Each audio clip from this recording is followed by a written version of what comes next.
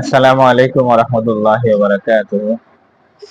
আজকে আপনাদের সম্মুখে এমন একখানা হাদিস উপস্থাপন করব, যে হাদিসখানা রাসূল সাল্লাল্লাহু আলাইহি সাল্লামের কাছে একজন সাহাবী এসে একটা আমলের কথা জানতে চেয়েছেন, যে আমল করলে জান্নাতে যাওয়া যাবে।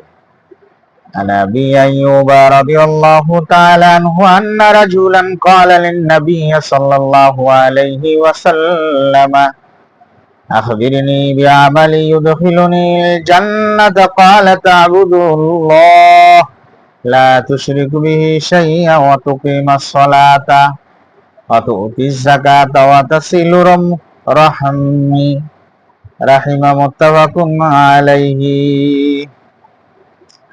হযরত আবু আইয়ুব রাদিয়াল্লাহু তাআলা আনহু থেকে বর্ণিত, এক ব্যক্তি রাসূলুল্লাহ সাল্লাল্লাহু আলাইহি সাল্লামকে বলল, আমাকে এমন আমলের কথা জানান যা আমাকে জান্নাতে নিয়ে যাবে।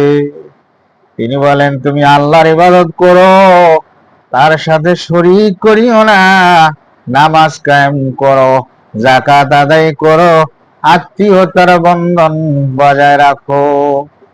প্রিয় বন্ধুরা, রাসূল সাল্লাল্লাহু আলাইহি সাল্লামকে একজন লোক এসে বললেন, এমন এক আমলের কথা ইয়া রাসূলুল্লাহ আমাকে বলেন, যা ওই আমল আমাকে জান্নাতে নিয়ে যাবে। সুবহানাল্লাহ। রাসূল সাল্লাল্লাহু আলাইহি সাল্লাম বললেন, তুমি আল্লাহর ইবাদত করো, কাউকে আল্লাহর সাথে শরীক করিও না, নামাজ কায়েম করো, দ্বিতীয় কাজ। তৃতীয় কাজ, চতুর্থ কাজ হলো নামাজ কায়েম করো, যাকাত আদায় করো, আত্মীয়তার বন্ধন বজায় রাখো। আল্লাহর ইবাদত এক, দ্বিতীয়ত হলো কোনো কিছুকে শরীক করিও না, তৃতীয়ত নামাজ কায়েম, চতুর্থত যাকাত, পঞ্চমত আত্মীয়তার বন্ধন।